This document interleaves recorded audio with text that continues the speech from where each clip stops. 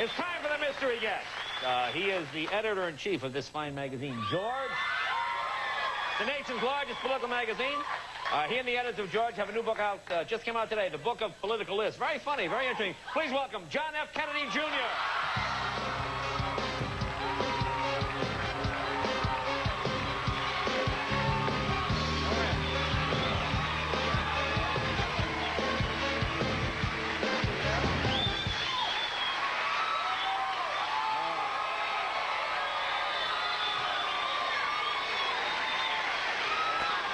Well, thanks for coming. We try to keep it a mystery here, so. You did a very good job. Well, thanks. I know. Thank you for coming out. I know you don't usually do these kind of shows, so it's a thrill to have you here. Now, I know you're a New Yorker. Jerry's moving to New York. Any tips? Tips? There's this great soup place. I don't know. Really? No, I don't know. Yeah, in the 50s. Really? Yeah. How is the service? He's a ill-tempered kind of guy. I see. All right, I'll check it out. Well, let me ask you. I got to tell you, my judgment in following Mr. Seinfeld on the biggest night in TV, they always tell you in politics you got to watch who you follow. So I don't know what I was thinking, but it's a great honor to be here. Well, it's an honor to have you this night. Yeah. Now, weren't you on, no, you weren't on Seinfeld, but you were portrayed, right? My elbow, I think. It was. Yeah, we had, you were in the famous contest episode. Yeah, well, that's right. With the very... I did. No, it was funny because I hadn't seen the episode, and I come out of my house in the morning, and everyone is like yelling across the street, and I'm walking to work. You know, I was a district attorney then, and people are driving by in their cars and honking. I'm going, what the heck is going on here? So I walk in, and, you know, as people start to say, oh, you know, I saw you last night. Were you on Seinfeld? Were you on Seinfeld? I said, no, what was everyone talking about? So they explained it, and then I had a trial, and I walk into the court, and the defendant is sitting there over there, and he goes, you were on Seinfeld.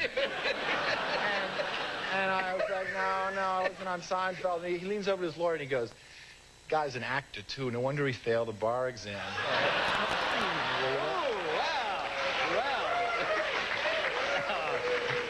So, could we go back a second? Did you say you hadn't seen? It was the only one. It was the only one. But I got a tape, actually. The office was very kind to send it on. Now, you've been obviously around politics your whole life. Do you think you will ever run? Would you ever run? Is that something? People always...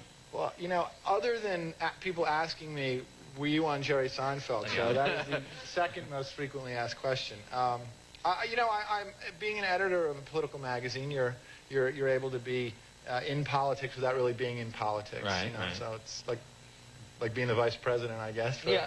Oh, yeah. But it's... Is it...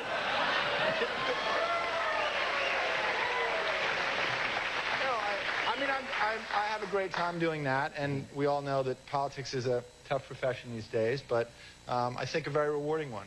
Well, the magazine is terrific. I know...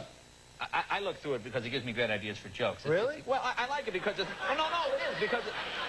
I mean, sometimes you read political magazines, it's all sort of very dry. Right. Whereas you guys always come at it from a funny angle, which kind of sparks. Right. And you always do interesting coverage. You always have people playing... Yeah. Like you had... Who was Dennis Rodman? What political figure was he? No, Charles Barkley. Oh, Barkley. That's what it was. Yeah, he was George Washington. George Washington. And Harrison Ford was Abraham Lincoln. Right. And Howard Stern was George Washington. Well, there you go. Which there was a remarkable similarity there.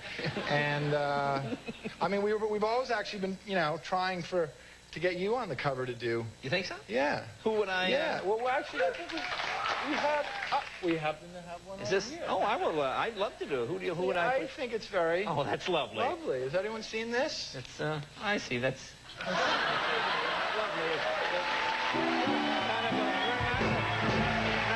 And I'm a handsome woman, very busty. Apparently, I'm a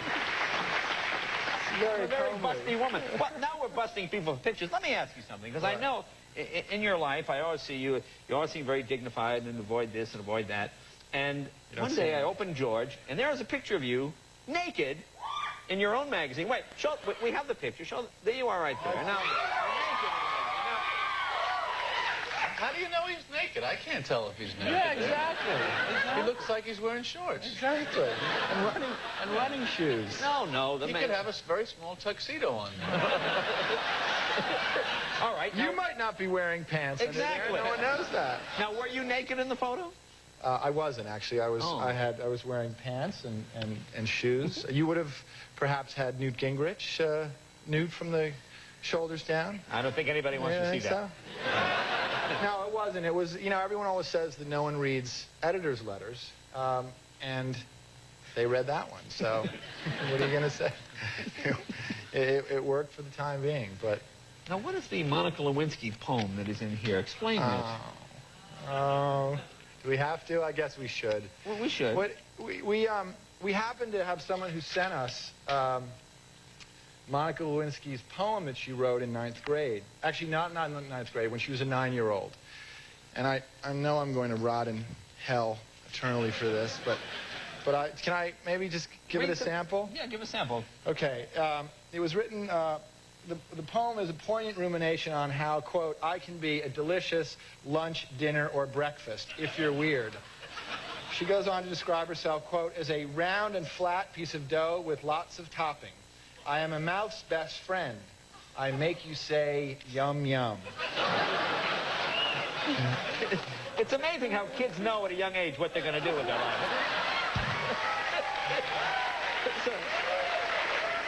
Well, this here is the... Now, this was fascinating, because this is a You like great that? sort of reference book, you know, Yeah. just looking up odd things. It's a book of celebrity lists. What is your... political I'm lists. sorry, political list. Political, celebrity. It's almost the same. Yeah. What is your favorite? What is your favorite? Well, there's a lot of them. I mean, you know, we tried to basically have a kind of a resource book about politics that also had some funny things in there, and so that, you know, the whole problem with politics is people often think that it's dull and boring, and they don't really appreciate some of the drama or some of the history or some of the funny parts. So there are everything from code names of presidents to Jimmy Carter's list of 10 favorite desserts that he insisted to. Richard Nixon's protocol at state dinners. What was the women? What was it? The women that ran for president? Women who ran for president who couldn't vote for themselves. There was, you know, there's obviously lists of men who ran for president who shouldn't be able to vote for themselves, but the women, one of them, there were two. One of them was named Victoria Woodhull. She ran for president in 1872. She's not. No one really knows about this, but she was a free love candidate, and she had 2 husbands, and she got 3,000 votes.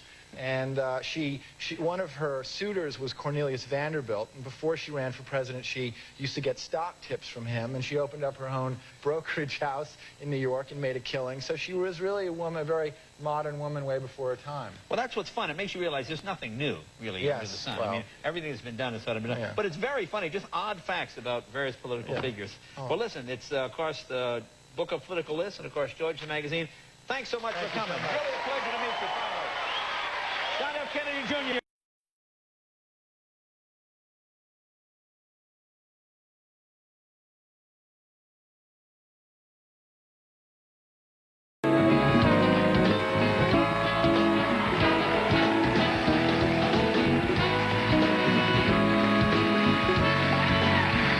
I want to talk to you for a minute, but before I do, I want to thank our guest, Darrell Hammond. Thank you very much, Saturday Night Live. Thank you, very funny man. Tori Spelling, Trick is the movie. It opens Friday. And, of course, Luscious Jackson. Electric Honey is the CD. I want to thank you for bearing with us tonight. I mean, it's kind of hard to do jokes when, you know, terrible things happen in the news. And I think we've all were affected. And I'm trying to understand why so much, you know. I mean, for me, growing up in Massachusetts, and the Kennedys are so much a part of my life as a kid, you know, I remember my mom crying when John and Caroline were in the funeral, you know, and it sticks in your mind. And then when he came here and sat in a chair, it struck me that at what point did I think that my life would ever intersect with his life, you know? And he really made an impression on everybody here. Genuinely a nice man. I mean, all the Kennedy jokes we've done over the years, he could have been nicer and kinder, signed autographs, said hello. And then my wife and I were talking about it last night, you know, and you realize there are people that you just want to see grow old, just for the fun of it, because their life is so close to your life. You know, people like him and Princess Di, and you realize these people never really did any bad. Whenever you saw them, you smiled and you felt happy for them, and you wanted them to have a good life, you know. And for those of you who think somebody has something more than you go, oh boy, and then something tragic like this happens. So thanks for making the job easier tonight. Like I said, doing the monologue, I said, how do you go out and do a monologue? But that's the job we have to do here, and try and be silly and try and maybe cheer people up. But please don't think it's not on our minds, because if it's on your minds, it's on our minds too. So I just want to say, you know, say a prayer, and God bless him. And he was a very, very nice man. That's all. Good night, everybody.